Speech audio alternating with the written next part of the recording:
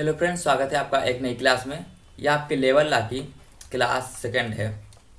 और class second हम लोग देखते हैं कि इसमें हम लोग पढ़ क्या रहे हैं। हम लोग पढ़ रहे थे आपका कर्मचारी राज्य बीमा अधिनियम 1948। कर्मचारी राज्य बीमा अधिनियम 1948।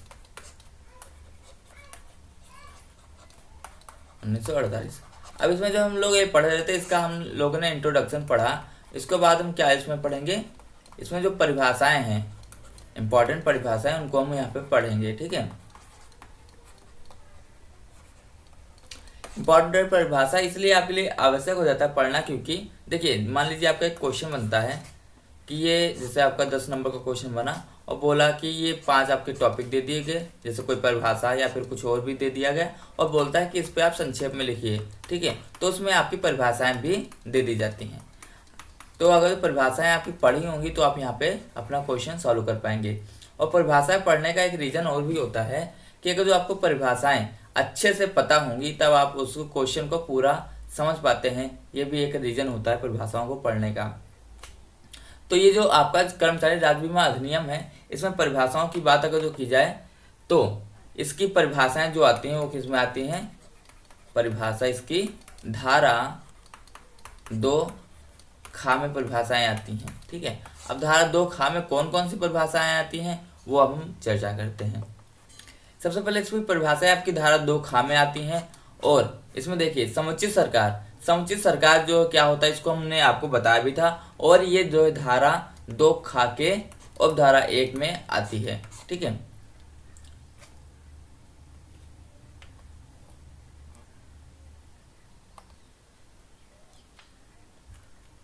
समुचित सरकार, देखिए समुचित सरकार आपको बताए कि जैसे कोई भी चीज है, जैसे आपका राज्य सूची का विषय है या फिर आपका केंद्र सूची का विषय है।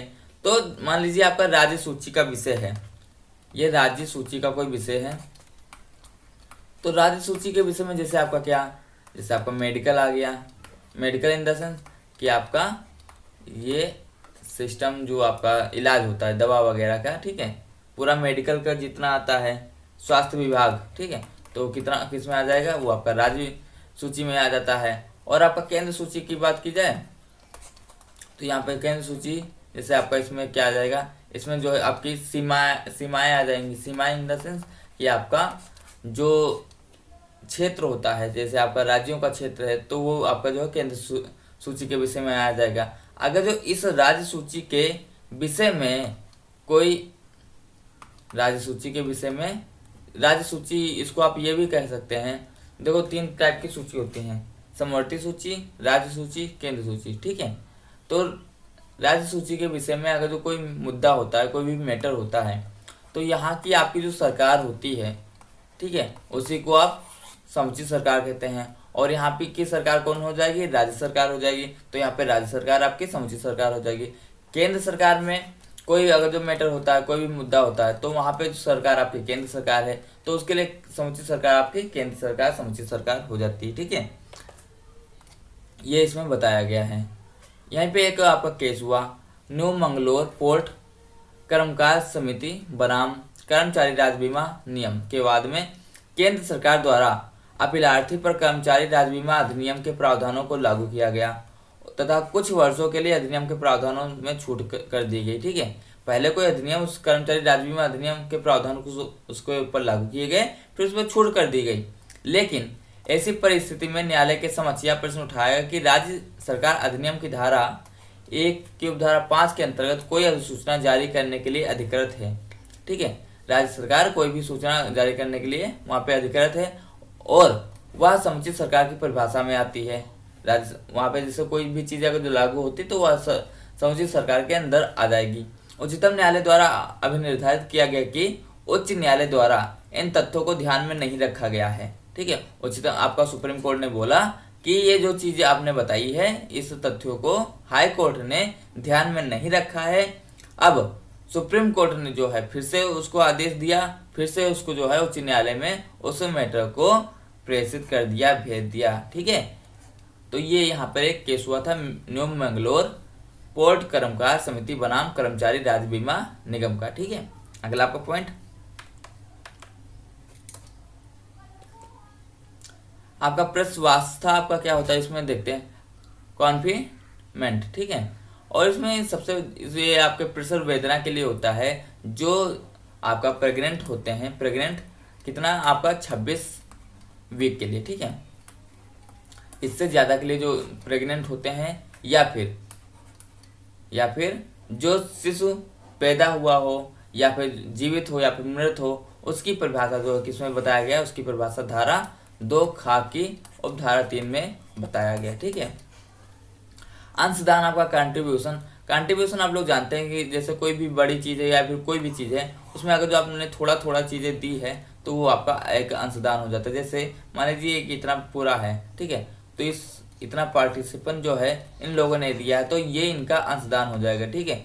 अब देखो यहाँ पे जैसे अंशदान वह राशि होती है जो प्रधान नियोजक, जो मुख्य नियोजक द्वारा निगम को जो है दिया जाता है, एक कर्मचारी के संबंध में देय होता है। और इसमें कोई धनराशि सम्मिलित नहीं होती है जो अधिनियम के उपबंधों के अनुसार कर्मचारी को देना होगा। इसमें सैलरी वगैरह जो है ये शामिल नहीं होता, ये अपने आप अपनी तरफ से जो है कंट्रीब्यूशन दिया जाता है।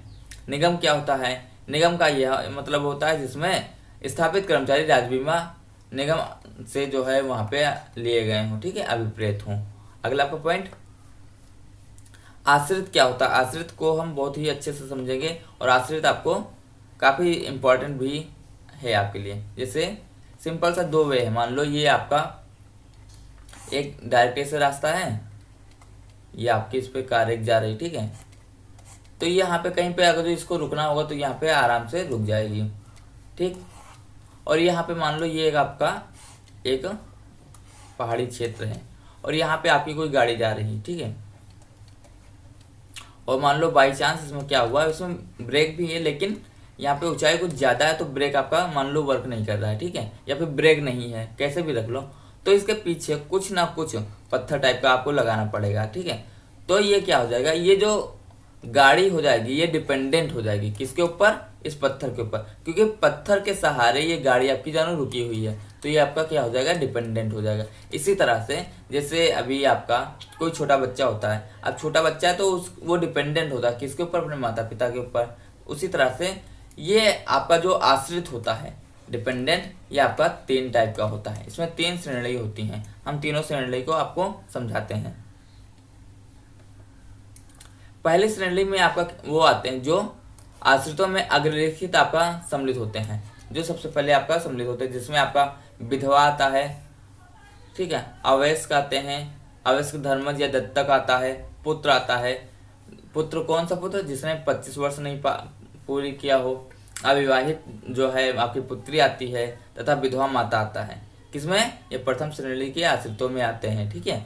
अगला आपका पॉइंट, दूसरी श्रेणी में जो है सम्मिलित किए गए जो है संबंधी आपके आते हैं। वो कौन से संबंधी, उनको देखते हैं। ये संबंधी आपके जो है धर्मज या फिर दत्तक पुत्र या पुत्री हो सकते हैं। धर्मज आपको हमने बताया था क्या होता है, आपने अगर जो मुस्लिम लॉ में पढ़ा होगा तो धर्मज आपको समझ में आया होगा। धर्मज वो होता है जो आपका वैलिड होता है, जो आपका दत्तक पुत्र होता है, ठीक है, जिसने जो है 25 वर्ष की उम्र पूरी कर ली हो। और जो शिथिलांग होते हैं, शिथिलांग मतलब आपका इन्फर्म होते हैं, ठीक है। अगला आपका पॉइंट, जैसे ये 2 बच्चे हैं, ये किसके ऊपर डिपेंडेंट है, ये अपने माता पिता के ऊपर डिपेंडेंट है। और जैसे कार्टून है, ये जो है इसके ऊपर डिपेंड है, क्योंकि ये जब चल रहा है तब ये चल रहा है, ठीक है, तो ये भी इसके ऊपर डिपेंड है, ठीक है। तो ऐसे आपका ये आश्रित होता है। और ये इसकी परिभाषा आपकी धारा 2 खा की और धारा 6 का में आती है, ठीक है। किसकी, आपका राज्य बीमा अधिनियम 1948 की धारा 2 खा की उपधारा 6 का में आएगा, ठीक है। अगला आपका पॉइंट, ये आपका तीसरे टाइप का होता ही है। आपका जो डिपेंडेंट होते हुए तीसरे टाइप ये हैं, कौन कौन से डिपेंडेंट हो जाएंगे, आपका जो है अविवाहिता अधर्मज पुत्री हो जाएगी, माता पिता जिसके अंतर्गत विधवा माता पिता नहीं आते, ठीक है, दत्तक पुत्री अविवाहिता अवयस्क हो जाएगा, ठीक है। ये जितने आपके पॉइंट हैं ये आपके क्या अवयस्क भाई हो जाएगा, विधवा बहन यदि अवयस्क हो, पूर्व मृत आपके पुत्र के अवयस्क संतान आ जाएंगी, विधवा पुत्र वधू आ जाएगी, आपकी अविवाहिता सिस्टर आ जाएगी, एक अवयस्क अधर्मज पुत्र का आ जाएगा। इसमें जो आपकी ये लिस्ट दी गई है, ठीक है, तो ये आपका जो है तृतीय श्रेणी में आता है। हालांकि ये जो है अगर जो आपका एग्जाम कैसा होता है एमसीक्यू बेस होता है तो यहाँ से आपके क्वेश्चन बनने के चांसेस होते हैं, लेकिन एमसीक्यू बेस तो आपका होगा नहीं, तो यहाँ से क्वेश्चन आपका नेग्लेक्ट बिल्कुल बनने के चांसेस नहीं है। ठीक है, अगला आपका पॉइंट, नियोजन क्षति क्या होती है। नियोजन क्षति आप ऐसे समझिए जैसे एक आपकी मूवी आई थी टाइगर जिंदा है, ठीक है, सलमान खान की। तो इसमें क्या हुआ, जब वो जो जाता है इंडियन के जो है हॉस्टेज को छुड़ाने, तो वहाँ पे एक हॉस्पिटल में जाता है। ठीक है, हॉस्पिटल में जब जाता है तो हॉस्पिटल में जाने से पहले उसके साथ कहानी ये होती है, वो जिस कंपनी जिस आपकी फैक्ट्री में काम करता है वो फैक्ट्री होती है ऑयल की। ऑयल की फैक्ट्री होती है तो ऑयल में वो क्या करता है, वो उसमें वहाँ पे विस्फोट करता है। ठीक है, अब विस्फोट वहाँ पे करता है तो विस्फोट करने से क्या होता है, वो क्षति हो जाती है। ठीक है, उसको हानि होती है उसके शरीर में, तो वो उसको ले जाया जाता है हॉस्पिटल में। अब उसको जब हानि होती है तो उसकी पर्सनल भी हानि हुई। ठीक है, पर्सनल हानि हुई, कहाँ हुई, फैक्ट्री के अंदर हुई और नुकसान हुआ, तो ये आपका क्या आ जाता है, ये आपका क्षति के अंदर आ जाता है। ठीक है, और ये जो फैक्ट्री के अंदर आपका जो है चीज़ें हुई हैं, इसके लिए कौन जिम्मेदार है, इसके लिए आपका नियोजक जिम्मेदार है। तो यहाँ पे नियोजन क्षति आपका क्या होती है, एम्प्लॉयमेंट इंजरी, ये वो इसके अंतर्गत आपका वे तत्व आते हैं जो क्षति कर्मचारी को आप व्यक्तिगत रूप से हो, जो पर्सनल रूप से हो। आप पर्सनल रूप से जो है कोई मान लो क्षतिग्रस्त हुआ है तो उसकी जिम्मेदारी आती है किसी कंपनी की। क्षति दुर्घटना या उपजीविका जन्य रोग के कारण हुआ हो। ठीक है, जैसे कोई दुर्घटना के कारण हो या फिर उपजीविका जन्य रोग के कारण हो। दुर्घटना नियोजन से उद्भुत और नियोजन के अनुक्रम में हुई हो। नियोजन अवश्य ही बीमा योग्य हो। ठीक है, यह बात महत्व नहीं करती कि वो भारत की प्रादेशिक सीमा के भीतर हो या फिर उसके बाहर हो।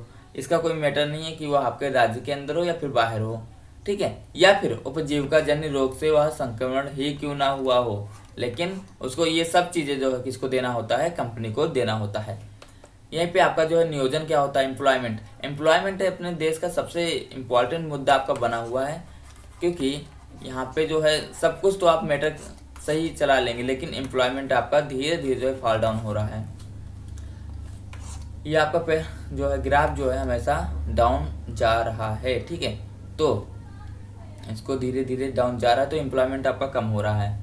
एम्प्लॉयमेंट जो है गवर्नमेंट को भी और हम लोग भी जो है पढ़े लिखे हैं तो अपने लोगों को भी जो है अच्छे से इसके ऊपर जो है थोड़ा ध्यान देना चाहिए, क्योंकि कोई भी चीज़ है अगर जो आप सही के सामने सही बोलना जानते हैं और गलत के सामने गलत बोलना चाहते हैं तो ठीक है, आप बिल्कुल वहीं पे करेक्ट हैं। ठीक है, वहाँ पे आपकी जो है किसी के सामने अगर जो जैसे इस समय मान लो बीजेपी की जो सरकार है, तो ये कोई जरूरी नहीं कि वो गलत है सरकार, वो किसी मुद्दे पे सही है तो किसी मुद्दे पे गलत हो सकती है। या फिर किसी मान लो आपकी कांग्रेस की सरकार आएगी तो किसी मुद्दे पे सही तो किसी मुद्दे के गलत हो सकती है। ठीक है, तो ये अपना पर्सनल व्यू होता है कि किसके लिए कौन सा मुद्दा सही लगता है और कौन सा मुद्दा गलत लगता है। लेकिन इस मुद्दे में जो है एम्प्लॉयमेंट के मुद्दे में वो थोड़ा सा वीक है आपकी जो है ना। तो ऐसा कोई जरूरी नहीं कि सरकार हमेशा सबको जो है गवर्नमेंट जॉब दे दे। गवर्नमेंट जॉब सरकार नहीं दे सकती, क्योंकि इतनी गवर्नमेंट जॉब होती नहीं, तो दे कहाँ से देगी। तो अपना भी प्राइवेट फर्म वगैरह है या फिर अपना भी नियोजन चीज़ें अपना हम लोगों को जो है टारगेट करके स्टार्ट करना चाहिए। वो चीज़ें भी आप जैसे फ्यूचर वकील बन रहे हैं, आपके लिए बहुत ही अच्छी बात है, एम्प्लॉयमेंट आपको मिल रहा है। ठीक है, तो ये चीज़ों को भी हम लोगों को ध्यान में रखते हैं। और ये चीज़ें अगर जो हम लोग समझ जाते हैं कि एम्प्लॉयमेंट किस टाइप का होता है, तो जैसे अभी अब हमारे समाज की जो भावना जो है जुड़ी है सरकारी नौकरी के साथ, हमारी समाज की जो सोच जुड़ी है सरकारी नौकरी के साथ कि सरकारी नौकरी होगी तो ही सब कुछ बेस्ट होगा, ऐसा नहीं होता है। आप एक चीज़ समझिए कि आपके पास अगर जो एम्प्लॉयमेंट है, पैसा आ रहा है, तो कोई जरूरी नहीं कि आपका सरकारी नौकरी होनी चाहिए। तो यहाँ पे आप समझिए कि ये आपका एम्प्लॉयमेंट किन किन टाइप का होता है। नंबर 1 पे आपका होता है नियोजन। जो नियोजक ये होता है, जैसे ये कंपनी है और यहाँ पे 20 लोगों को काम करवाना है और ये कंपनी किसकी है, मान लो ए पर्सन की ये कंपनी है, तो ये ए पर्सन जो होगा ये यहाँ पे नियोजक होता है। ठीक है, तो यहाँ पे नियोजक हो गया। दूसरा कर्मचारी, तो ये जो दो आपके 20 यहाँ पे पर्सन है तो 20 पर्सन क्या हो जाएंगे, ये कर्मचारी हो जाएंगे। और तीसरा सेवा की संविदा। ठीक है, मान लो जैसे 20 कर्मचारी से काम नहीं चल रहा है तो इसने क्या किया, ए ने 10 कर्मचारी को और ले आया और बोला कि हम आपको संविदा पे यहाँ पे लिए चल रहे हैं, किसी कर्मचारी को संविदा पे लिए चल रहे हैं। तो यहाँ पे ये आएंगे, काम करेंगे शर्त के साथ में, तो ये आपके सेवा की संविदा में आ जाएंगे। ठीक है।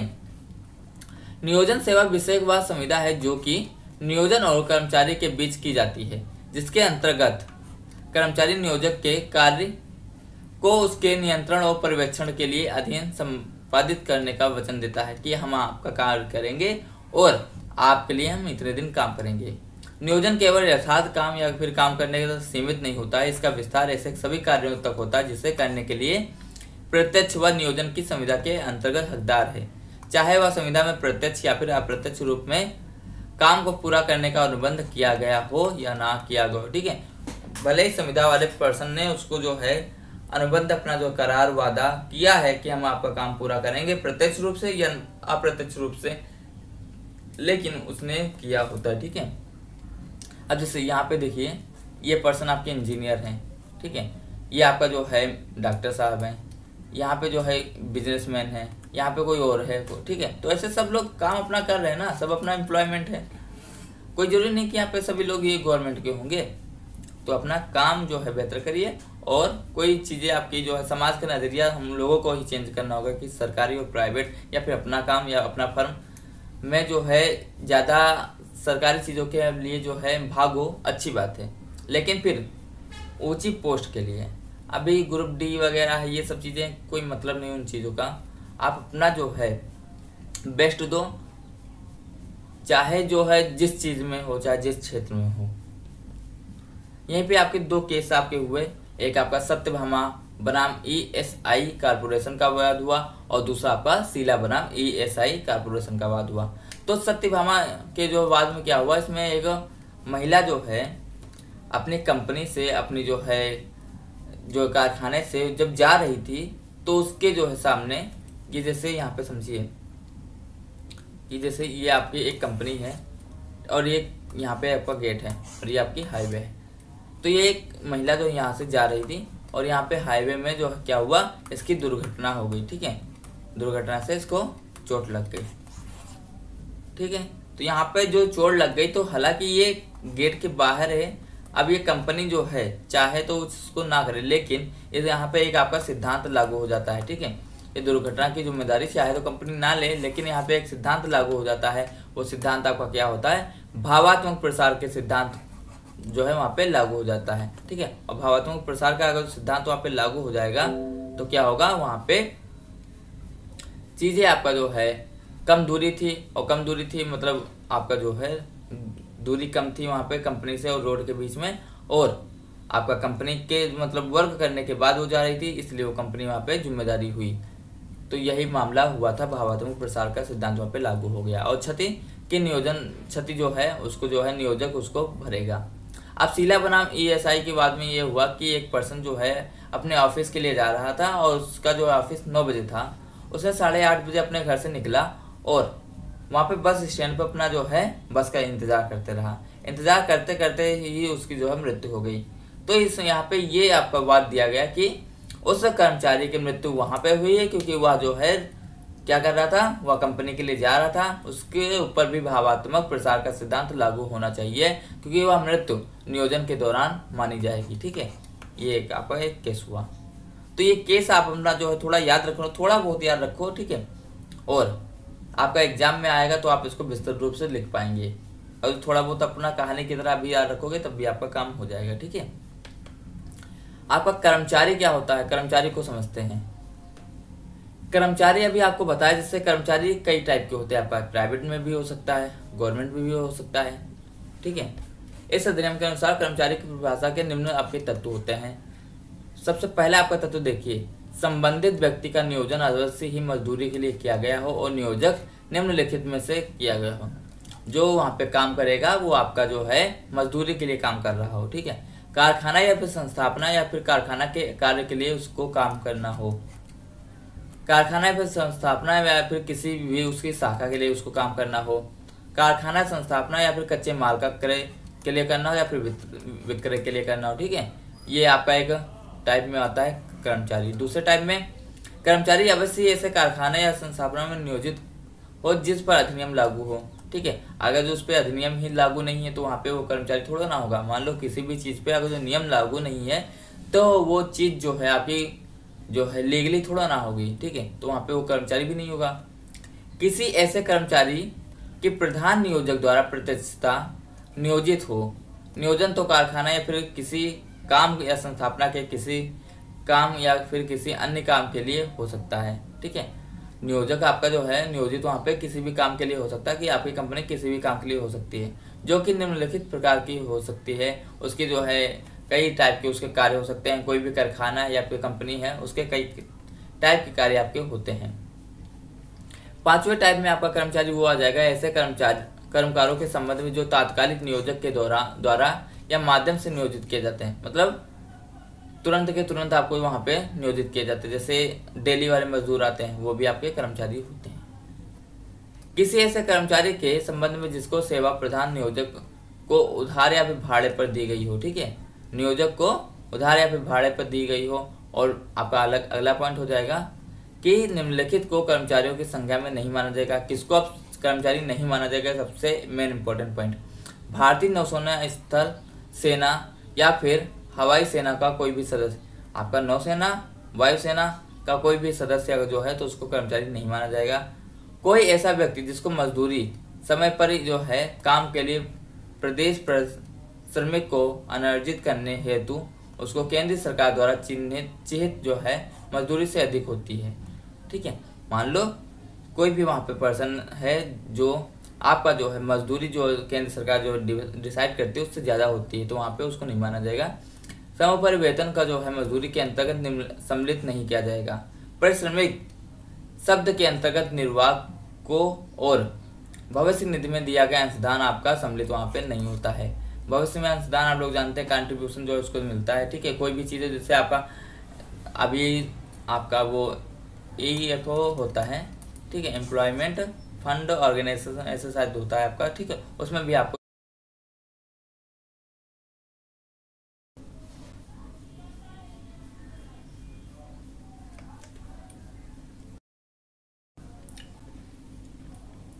अगला पॉइंट हम देखते हैं यहाँ पर नियोजन। नियोजन क्या होता है इसको समझिए। जैसे कोई भी चीज़ है, अगर जो नियोजन एक तरह का आपका विजन होता है। किसी चीज़ को अगर जो आप देख रहे हैं उसको कर रहे हैं, जैसे आपका कोई काम है तो उसको जो आपको करवाना है तो उसको एक बढ़िया सा जो है आपका व्यू लेना पड़ेगा, उसको आपका ओवर जो है नक्शा बनाना पड़ेगा कि हम ऐसे ऐसे ये काम करवा सकते हैं, ठीक है। तो वैसा ही आपका एक नियोजन होता है। तो नियोजन को समझिए। जैसे नियोजित शब्द के आपके जो है दो अर्थ। नियोजन क्या होता है इसको हम समझते हैं। नियोजन आपका कोई भी चीज़ है उसको बोध कराता है, और जैसे आपका विजन है इसको बोध कराएगा। तो नियोजन के आपके जो है दो अर्थों का बोध कराता है। जैसे कार्य में लगा हुआ या फिर लगाया गया, किसी चीज को कार्य में लगा हुआ है लगाया गया, ठीक है। कर्मकार और कारखानों के मालिक के बीच सेवा को एक ऐसी संविदा जिसे मालिक और नौकर का संबंध कहा जाता है, ठीक है। जैसे यहाँ पे कोई कर्मकार है और ये जैसे आपकी कंपनी है, किसकी एक ही कंपनी है और यहाँ पे ये पर्सन काम कर रहा है, ठीक है। तो एक आपका ये कौन हो जाएगा, ये नियोजक हो जाएगा, ये कर्मकार हो जाएगा। नियोजक और कर्मकार के बीच का ऐसा संबंध, ठीक है, संविदा के द्वारा, ठीक है, तो उसे क्या मालिक और नौकर का संबंध कहा जाता है। किंतु मालिक और नौकर का संबंध नियोजन के लिए अनिवार्यता आवश्यक नहीं होता है। ऐसे मामले भी सामने आ सकते हैं जबकि मालिक और नौकर का संबंध ना हो, फिर भी वह एक कोई व्यक्ति कर्मचारी का संज्ञा में आता हो। कोई जरूरी नहीं है यहाँ पे जो काम कर रहा है ये मालिक और नौकर के संबंध में आता हो, ठीक है आपका, लेकिन यहाँ पे कर्मचारी का वो आपका स्थान पाए हुए हो, और ये जरूरी नहीं है कि यहाँ पे मालिक और नौकर हो, ये भी चीजें होती हैं। हो सकता है ये पार्टनरशिप में कार्य कर रहा हो, ये भी चीजें होती हैं, ठीक है। अगला आपका पॉइंट, किसी सेवा संविदा को प्रमुख वांछनीयता नौकर के क्रियाकलापों का नियंत्रित करना होता है। कोई भी वहां पे काम करवाता है तो नौकर के क्रियाकलाप क्या है उनको नियंत्रित करना होता है, जो मालिक के हाथों में होती है। इस प्रकार के नियंत्रण की प्रकृति और विस्तार को अवश्य ही भिन्न भिन्न आपका जो है कारणों से आपका जो है भिन्न भिन्न रूपों में माना जाता है, ठीक है। इसीलिए जहाँ की एक हाथ आपके कामों को शक्ति तथा चलित कारखाना मालिक को निर्मित किए जाने का माल के प्रकार के गुण, वहाँ पे चुनाव का जो है गुण की जो है उसका कैसा गुण होना चाहिए, इसका जो चुनाव करते हैं, ठीक है, चुनाव करने का अधिकार देखते हैं, वहाँ पे कितनी क्वालिटी होनी चाहिए उसका जो अधिकार देते हैं किसको, मालिक को, और साथ ही प्रबंधित करते हैं कि उस काम उसके ही परिसर में कर्मचारी द्वारा किया जाएगा। ठीक है, जैसे कोई भी व्यक्ति है तो वहाँ पे अपना काम करवाता है, तो वो कहता है कि हमको ये क्वालिटी चाहिए और हमारा जो काम होना चाहिए हमारे क्षेत्र के अंदर होना चाहिए, हमारे परिसर में होना चाहिए। ये आपकी जो है उसको हक देता है। ऐसी स्थिति में कहा जाएगा कि सेवा की संविदा अस्तित्व में थी, भले ही मजदूरी की अदायगी ठेके के आधार पर की गई हो, किंतु मालिक का कार्यरत कर्मचारियों पर ना तो नियंत्रण है और ना ही कार्यरत व्यक्ति उसके द्वारा प्रनियोजित हैं।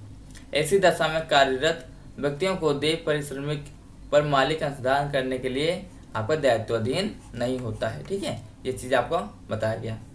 अगला यहीं पे एक आपका एक पॉइंट बन के खड़ा होता है, जो आपके अप्रेंटिस होता है, इसको शिक्षु नहीं, इसको प्रशिक्षु होता है। ठीक है, प्रशिक्षु अप्रेंटिस जो होते हैं वो कर्मचारी होते हैं नहीं होते, इसका एक वाद है। उच्चतम न्यायालय ने ESI कार बनाम टाटा इंजीनियरिंग कंपनी के वाद में बताया कि आपके जो प्रशिक्षु होते हैं आपके जो है कर्मचारी नहीं होते हैं। ठीक है, कंपनी द्वारा एक निश्चित उद्देश्य से इनको आपका अनुबंधित करते हैं, मतलब जो करार में लाया जाता है। साथ इनका प्रशिक्षण पूरा होने के पश्चात कंपनी अपने कार्य में उन्हें रोजगार जो है देने के लिए बाध्य नहीं है। कोई जरूरी नहीं कि आपने कहीं पे जो है अप्रेंटिस किया, कोई जरूरी नहीं कि वो आपको रोजगार ही दे। 1989 के संशोधन द्वारा संशिक्षु को कर्मचारी की परिभाषा में शामिल कर लिया गया, लेकिन ऐसा आपका जो है संशिक्षु अधिनियम 1961 या संस्थापना के स्थायी आदेश के अधीन कार्यरत नहीं है। उसको जो है संशिक्षु आपका जो अप्रेंटिस होता है उसको कर्मचारी की परिभाषा में तो शामिल कर लिया गया, लेकिन आपको जो है आपका संशिक्षु अधिनियम 1961 जो है उसमें ये उसको स्थायी आपका स्थान नहीं मिला है, कार्यरत नहीं है। छूट प्राप्त कर्मचारी आपके क्या होते हैं? ठीक है, उनको देखते हैं। एग्जेम्प्टेड एम्प्लॉय में जो है देखिए, जैसे छूट प्राप्त आपके कर्मचारी होते हैं तो वह कर्मचारी, इसका मतलब सिंपल सा ये है कि जो इस अधिनियम के अधीन निधि में कर्मचारी को अभिदाय दे, आपका जो होता है अभिदाय देने के लिए आपके दायित्वाधीन नहीं होते, वो आपके छूट प्राप्त कर्मचारी होते हैं। और कुटुंब का क्या है यहाँ पे, मतलब उसको देखते हैं।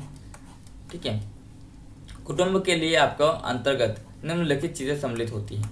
कुटुंब में आपका जो है दंपत्ति आता है, अवयस्क धर्म या फिर आपके दत्तक संतान आती है, शिक्षा ग्रहण कर रहे जो है बालक आपके बच्चे आते हैं, अविवाहिता पुत्री आती है, बीमाकृत व्यक्ति की उपार्जन पर पूर्णतया आश्रित ऐसी संतान जो शारीरिक या मानसिक रूप से अस्वस्थ हो, ठीक है, वो आता है। आश्रित माता पिता आते जिसकी सभी स्रोत आपके ऊपर डिपेंड करते हों। ठीक है, आय ऐसी आय से है जिसकी अधिक आपके मतलब जो है आश्रित माता पिता जिसकी सभी स्रोतों से आय ऐसी आय से है जिनका केंद्र सरकार ने द्वारा उसको विहित कर रखा हो। यदि बीमाकृत व्यक्ति जो है अविवाहित है और उसके माता पिता जीवित नहीं है तो एक अवयस्क भाई या बहन जो बीमाकृत आपका व्यक्ति की आय पर पूर्ण रूप से आश्रित हो जाएगा। ठीक है, ये आपका यदि बीमाकृत व्यक्ति अविवाहित है और उसके माता पिता जीवित नहीं तो यह जो है उसकी जो है बीमाकृत व्यक्ति पर आश्रित हो जाता है। ठीक है, अगला आपका पॉइंट कारखाना क्या होता है। कारखाना आपको समझिए, कारखाना देखो इसकी परिभाषा आपको जो है धारा 2 खा की उपधारा 12 में दी गई है। किसकी उपधारा में 12 में दी गई है? कर्मचारी राज्य बीमा अधिनियम 1948 की धारा में दिया गया है। कारखाना गठित करने के लिए निम्नलिखित तथ्यों का होना आवश्यक होते हैं। वो तथ्य कौन कौन से देखते हैं कि कारखाना से कोई परिसर जिसमें कि उसकी परिसीमाएं आपकी भी सम्मिलित होती हैं। ठीक है, कोई भी कारखाना है तो उसकी आपकी ये कारखाना है तो उसकी एक बाउंड्री होती है। ठीक है, ऐसी परिस्थिति में 10 या फिर 10 से अधिक लोग ठीक पिछले 12 महीने से किसी दिन नियोजित हो। ठीक है, 12 महीने के अंदर उसको नियोजित किया गया हो या जिसके किसी भी भाग में विनिर्माण प्रक्रिया संचालित की जाती हो या सामान्यतः संचालित की जाती है। ठीक है, परंतु इसमें ऐसी खान शामिल नहीं होती जो खान अधिनियम 1952 के संचालन के अधीन है, तथा रेलवे रनिंग शेड भी इसमें शामिल नहीं है। जैसे रेलवे रनिंग शेड आपकी होती है, आपने देखा होगा, आप जो स्टेशन वगैरह पे जाते हैं तो वहाँ पे देखते हैं, और इसमें जो है कहीं ना कहीं जो है चीज़ें आपकी जो प्रोसेस में रहती हैं कि मैन्युफैक्चरिंग का इसमें काम हुआ करता है कारखाना में। ठीक है, और इसमें वो चीज़ें आपकी सम्मिलित नहीं है जो आपके कारखाना अधिनियम 1952 में आपके संचालन के अधीन आती हैं। और इसमें मुख्य पॉइंट क्या है, जहां 20 या 20 से अधिक व्यक्ति नियोजित हों, पिछले 12 महीने में लिए गए हों तथा परिसर के किसी विभाग में साधारणतः ऊर्जा के बगैर विनिर्माण प्रक्रिया संचालित की जाती हो। ठीक है, तो वो भी ये चीजें शामिल आती हैं। निम्नलिखित को एक कारखाना के रूप में नहीं माना जाएगा। रेलवे रनिंग सेट को कारखाना नहीं माना जाता है, और कारखाना अधिनियम के अधीन की कोई खान आपकी उसको भी इसमें कारखाना के अंतर्गत आपको नहीं माना जाता। ठीक है, अगला आपको पॉइंट, उच्चतम न्यायालय द्वारा आपका दिल्ली जिमखाना क्लब लिमिटेड बनाम ESI निगम के वाद में बताया गया कि किसी भी औद्योगिक इकाई में शक्ति के प्रयोग से अथवा प्रयोग के बिना यदि अभिनिर्माण प्रक्रिया को संचालित किया जाता है तथा उद्योग जो है 20 से अधिक व्यक्तियों का वेतन पर जो है नियुक्त होता है, तो ऐसी परिस्थिति में ऐसे संस्थान को कर्मचारी राज्य बीमा अधिनियम की धारा 2 की धारा 12 के अंतर्गत आपको कारखाना में सम्मिलित किया जाएगा। ये कारखाना है, इसकी आपकी सीमा होनी चाहिए। इसमें आपके जो है 20 से अधिक व्यक्ति अगर जो काम कर रहे हैं, भले ही वो पावर कंज्यूम करते हों या पावर कंज्यूम नहीं करते हों। ठीक है, तो ये आपका जो है धारा 2(12) के अंतर्गत आपको कारखाना माना जाएगा। ठीक है, ये यहाँ पे बताया गया। अगला आपका पॉइंट, यहीं पे एक वाद आपका और हुआ, बेंगलोर टर्फ क्लब लिमिटेड बनाम ESI निगम। इस वाद में बताया गया कि कर्मचारी राज्य बीमा अधिनियम 1948 की धारा 1 की उपधारा 5, अब उपधारा 5 में क्या आता है, आपका निगम आता है।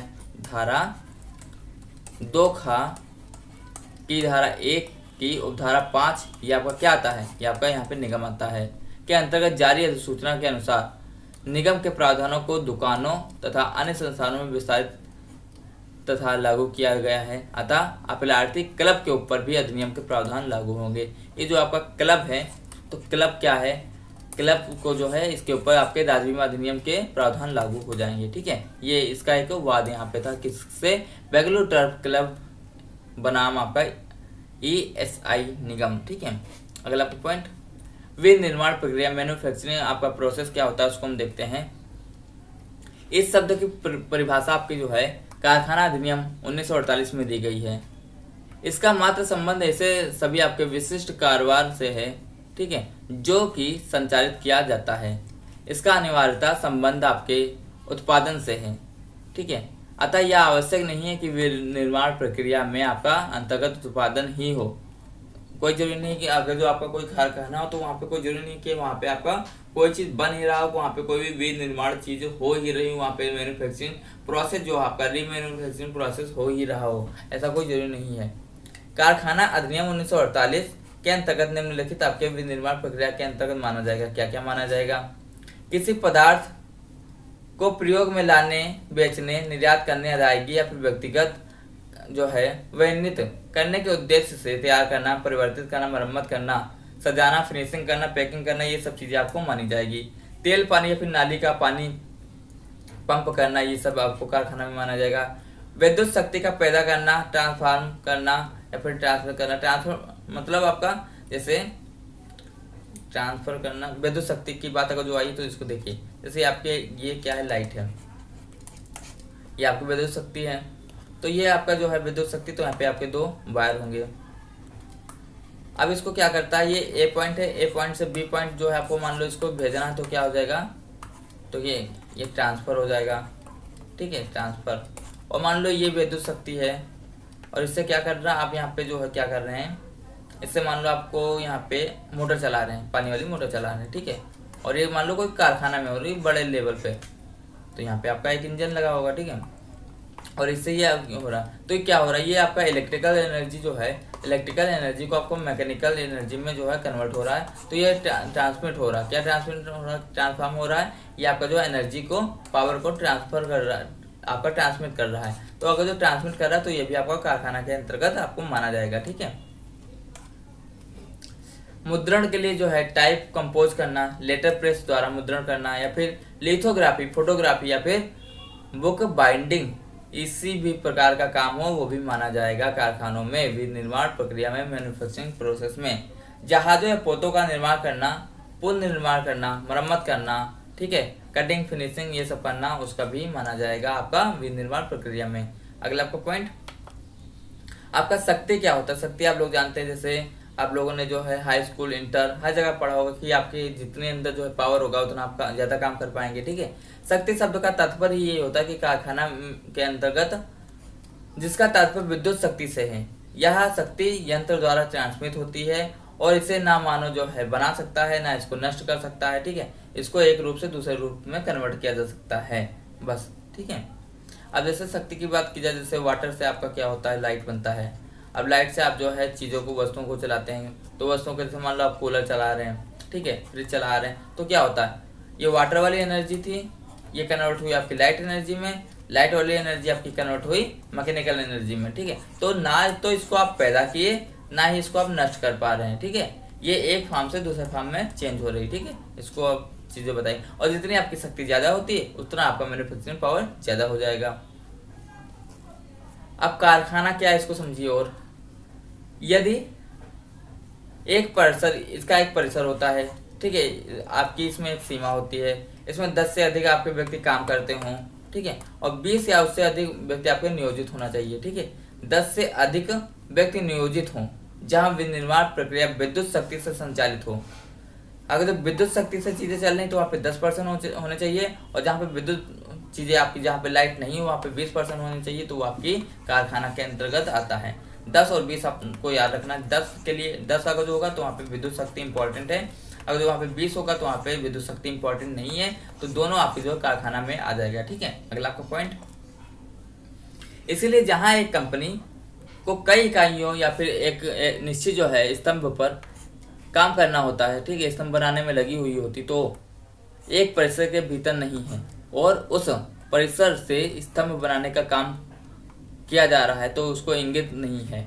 यहाँ कई इकाइयों को एक जगह मिलकर काम करना ऐसी भौगोलिक सीमा के रूप में नहीं माना जाएगा, ठीक है, जो कि एक परिसर गठित करता हो। यदि किसी कार्यशाला में विद्युत का प्रयोग होता है तो यह नहीं कहा जा सकता कि वह संपूर्ण क्षेत्र कारखाना गठित करता है। यह आवश्यक नहीं है कि परिसर केवल एक अकेले भवन की, मतलब वहाँ पे कहा जाए कई भवन एक सीमा के लिए आपका हो सकता है। इसका मतलब सिंपल सा ये है, जैसे देखो मान लो आपका सिविल का काम चल रहा है, जैसे आपका ये आपकी रोड है, हाईवे, ठीक है, 4 लेन है मान लो, और ये आपका जो है यहाँ पे क्या हो रहा है,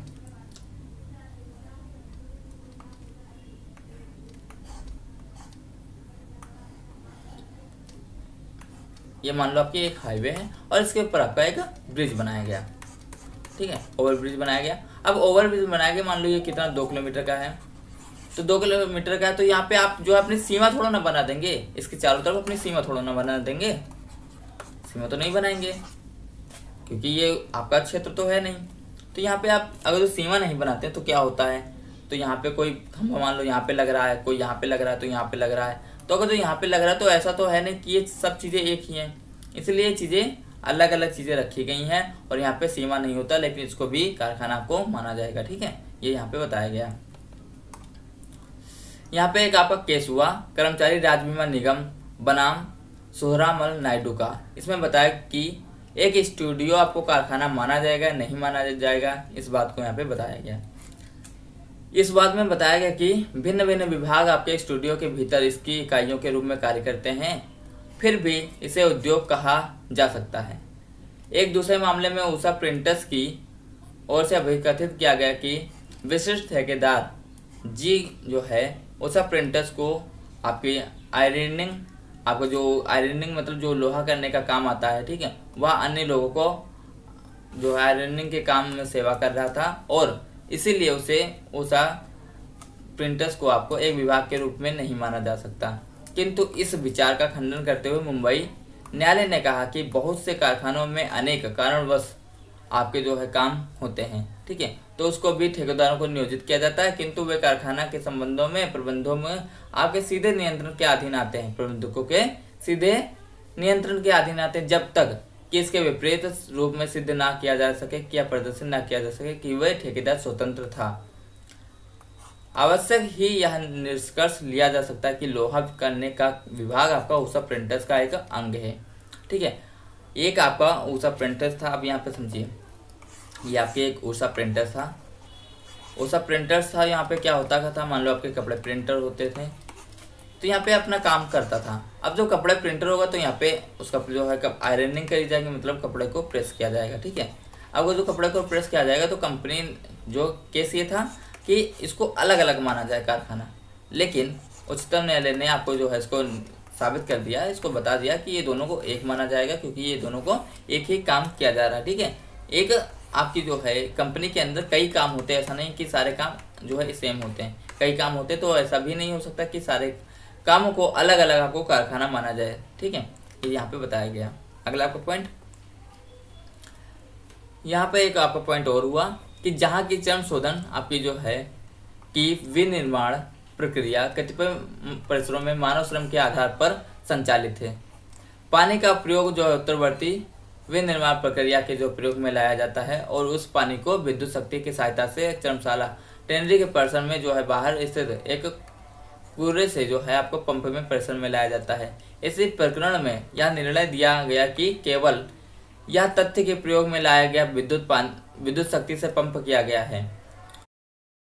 ठीक है दोस्तों, आज के वीडियो में इतना ही, मिलते हैं अगले वीडियो में, तब तक के लिए टेक केयर। हाँ, अगर जो आपको कोई भी चीज़ यहाँ पे समझ में नहीं आई हो तो आप मैसेज करके जो है आप पूछ सकते हैं कि आप उसको समझ में नहीं आया।